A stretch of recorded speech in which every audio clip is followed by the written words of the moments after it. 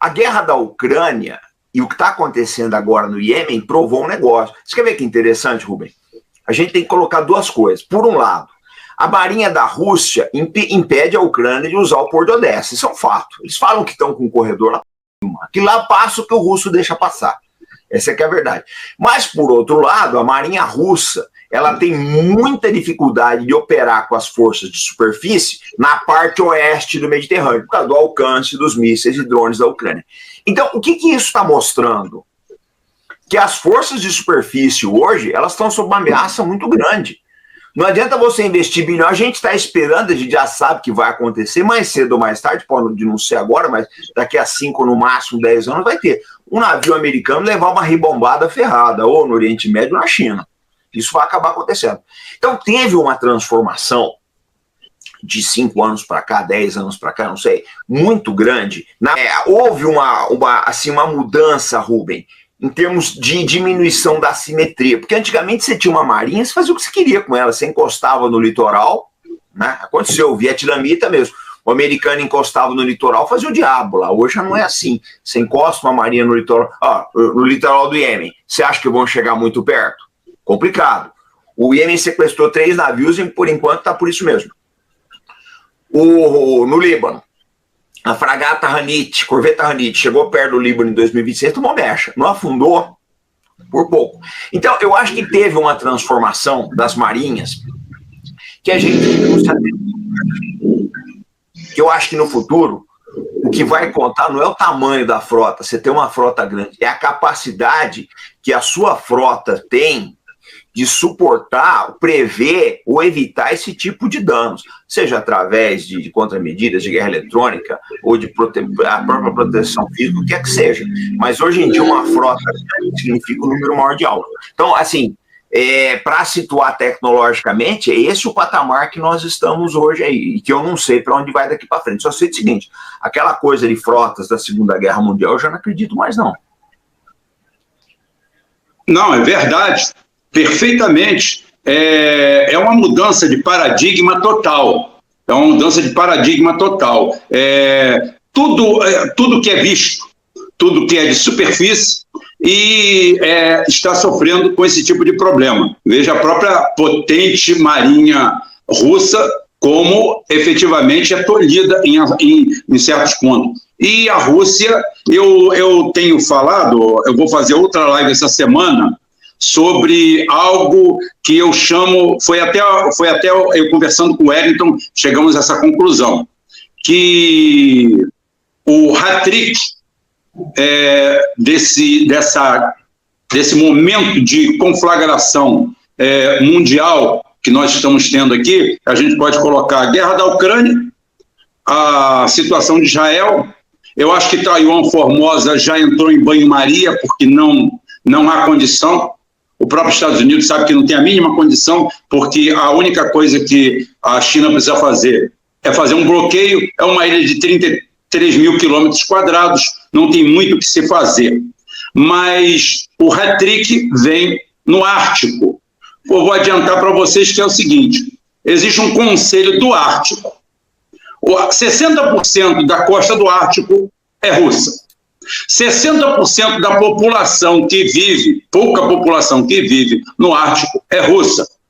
Existe um conselho do Ártico, onde a Rússia foi colocada para fora pelos Estados Unidos, que não está nem perto do Ártico.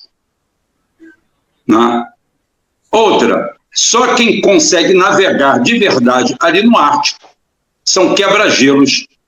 E quem tem quebra-gelo de verdade, inclusive nucleares ali, é a Rússia. Ou seja, os Estados Unidos têm quebra-gelinho. O Ártico é o próximo, é o hat-trick. Fecha, inclusive, a suspeita que provavelmente os status 6, porque existe uma configuração do status 6, tá? Que é o torpedo autônomo, ou seja, o drone submarino autônomo mais temido que existe na humanidade hoje, porque ninguém sabe aonde ele fica, ninguém sabe aonde ele está, ninguém sabe aonde ele pode ficar. Existe uma modalidade dele chamada SCID, Inclusive, suspeita-se que pelo menos uns 3 estão cercando a Inglaterra, porque, para quem não sabe, a Rússia tem uma paixão secreta pela Inglaterra, por fatos pretéritos. Então, é o seguinte, esses esquids estariam sendo abandonados no Ártico. Só que esses esquids, aquele Poseidon, que é o chamado Poseidon, ele tem um alcance de mais de 10 mil quilômetros, ele viaja a 1.000 metros de profundidade, não adianta, submarino é 400 metros, está no limite, está no talo, ele viaja a 1.000, e outra coisa é que ele tem ainda o processo de supercavitação. Então, ele mesmo com aquele tamanho todo, ele pode alcançar 120 quilômetros por hora embaixo d'água, mas ele tem uma movimentação variável, ele pode andar a 7 km por hora ou a 120. Ele acelera, desacelera e ele anda lá embaixo. Ele é irrastreável, não tem como pegar ele. E dizem que o Ártico é um ninho desses mísseis direcionados que trabalham já com a famosa inteligência artificial, ou seja, a hora que você programar, a hora que você soltar ele, ele sabe muito bem o que vai fazer. Então, isso daí é uma coisa que assusta quem entende do assunto e dá a impressão que pouca gente entende do assunto. O nível de loucura do Ocidente, da OTAN, do Pentágono, está alcançando, assim, é uma irracionalidade total, porque todos eles estão correndo perigo.